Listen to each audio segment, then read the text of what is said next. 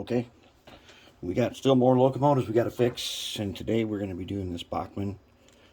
It is a GP35, and there are a couple different versions of this setup. I don't know which one it's going to be, but I suspect it's going to be a two-piece with a piece on top, a piece on bottom. There's also one that has a split frame. I'm pretty sure this is not it, but we'll find out when we get into it. Oh, and I got a couple of vehicles here to show you. Let's get straightened out here a little bit. How about that? Okay, now, Magnuson International, turned out nice. Resin kit, beauty. Here's the service truck that most people have, and I think I already told you this, that when you do this one, if you put a gap between the toolbox and the truck, I think it looks a little nicer because there's a back window. A lot of times when I see these, they are just butted up to each other, which when I searched online for photos of them, a lot of them are that way. And then I did this Matchbox tipper truck, GMC tipper. Looks pretty good. I'll put some varnish on these wheels so they're not so shiny, but these wheels do roll. Oh no, and I dropped the bottom off. But these, okay, so I used 020 wire, and they just fit right in, and so the wheels do roll on this one. You put this cover in. There we go. This is a cool truck. It's got a great cab and everything. All right, now let's get into this GP35. All right, so the first thing is we've got on the bottom, we got a couple of Phillips, big ones too. Okay, let's go ahead and take them out.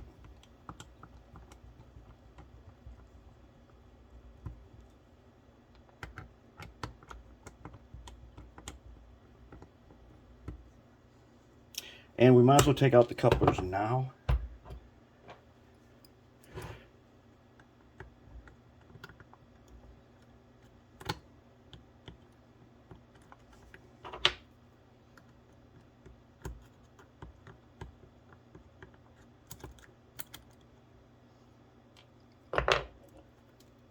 Ah, yes, a KD5. Oh, might even be upside down.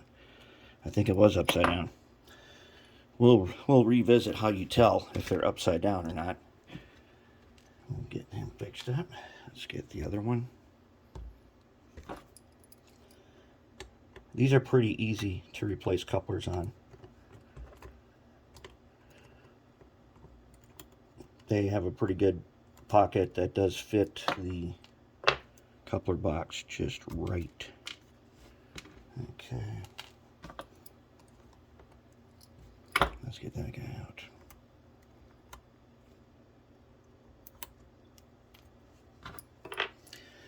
Okay, so what do we got here? Let's see. Does that do anything for us? Yeah, it does. All right, we got the inside. Ah, okay. So this is one. This is a good one because it's nice and simple. Let's see if we turn around. Okay, and it's got one of them sweet disconnects that my friend Phil does. I like those. Those are, and he probably did this, but this guy's got some problems. It doesn't work right, so we're just going to totally rebuild them. Oh, we got sticky tape. Yes, we do. So let's go ahead, and the wires are not color coded. Let's take them out.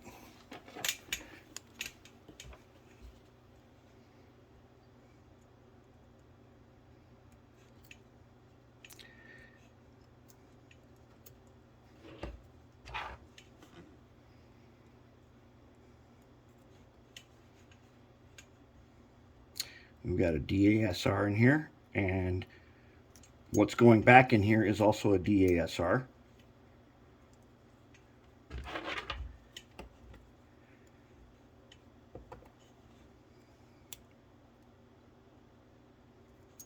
And we're going to use that sweet disconnect.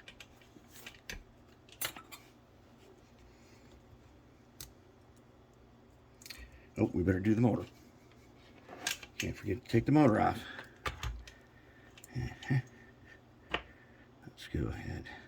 This motor has those side clips on them.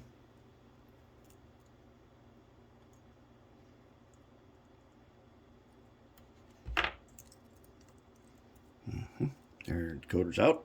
Now, one of the things we're going to try with these decoders where there's something wrong with the propulsion system, but the lights still work. So my friend Tom, this is his locomotive, he wondered if, could we make a caboose that used the light functions on those decoders? I think we could do that. We've made those world's greatest track cleaning cars. Okay, now, they're not going to make this one easy, are they? Put these, we can take the worm covers off.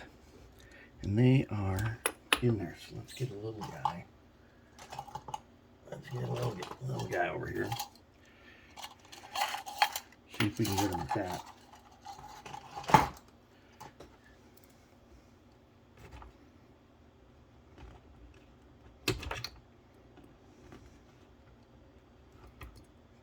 This one is going to be a tricky one, isn't it? This one's going to fight me all the way.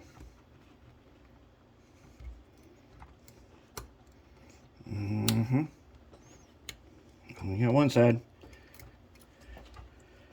Now can we get the other? And we can't come in from the bottom. And he's going to snap right back on, isn't he? They may have to do double wedge if we can't get him. Oh, he's a tight one, isn't he? Yes, he is. He's a really tight one. All right, let's see if we can do double wedge. Here's another little guy.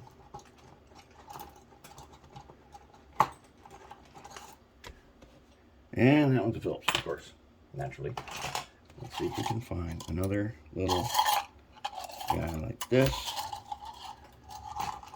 So we're going to do double wedge. So we've got this side wedged. Now we're going to come in here.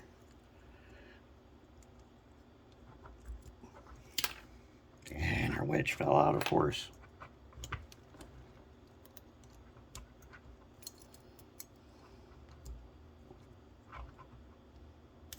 There. Hoofter. Okay. Now we're going to drop the truck. Okay. And the worm. All right, now let's get this guy. Let's go double wedge right off the bat on the back one. We'll wedge in instead of from the outside.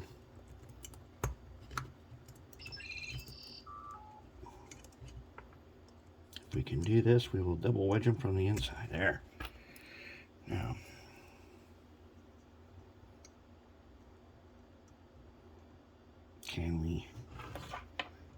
do we have enough room over here? It would be cool if we did. Maybe. Yes. All right. Out. There we go. There we go. Okay. See what we got here. Get this fuel tank off. What? This is okay, so this is going to be, this fuel tank is going to be a split job, right? I hope that is not a locking tab. I'll bet it is, though. Yeah, it is. Thank God it's not super tight. Fuel tank out. Fuel tank out. Very nice. Now, can we take the motor out? Yes, we can. Motor's not even screwed in. Weird. Oh, yes, it was. Okay, so it was screwed in with just two, with those two big ones from the fuel tank. Okay, frame's out. Everything's good. We'll clean up this mess on here. Get that sticky tape off there. Ooh, that's not so good. We'll see what we can do about this. If nothing else, I do have this motor in 24 volts, which would be good. It's probably, it's twice as good as this one, if this one doesn't test good. There we go. Disassembly. Now we better disassemble trucks, right? Ultrasonic is already heated up. Let's get these trucks disassembled. And now, these are the locking ones. So, let's see if we can remember what our method was to remove locking side frames. First, we take the screws out.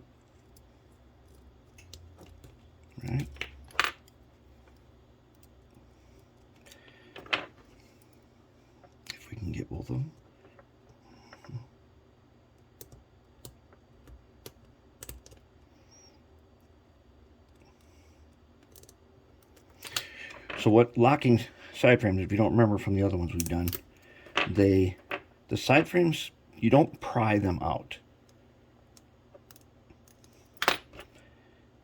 They are locked in, and I don't remember what it was they were locked in with, but we're going to find out again.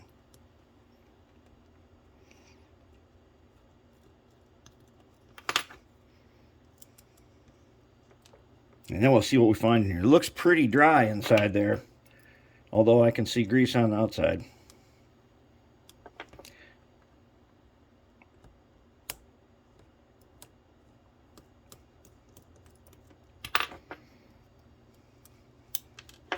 Okay, we got the screws out. Now, if we drop this guy, these tabs,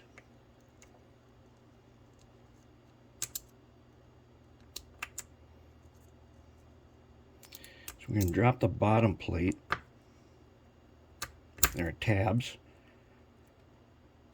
and it comes out like that. Okay, bottom plate's out. Now, everything comes apart nice and easy.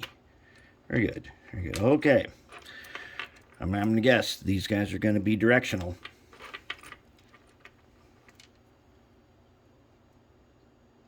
And they got a little, oh, yeah, they've got these clips on there. We're going to get rid of that. I think we're going to have to color code the wires too. To see how they just come right off. And as we've talked about before, that is a meltdown hazard. If they don't have perfect contact. Okay, these gears got a little bit of old grease and dirt on them. All right, let's get this guy. Oh, this one's got a bunch of hardened grease on the outside. Oop. And I had it, and then I let go of it, and then. Okay. Let's check this guy. Got the same situation. Yeah, we got a bunch of greasy grease.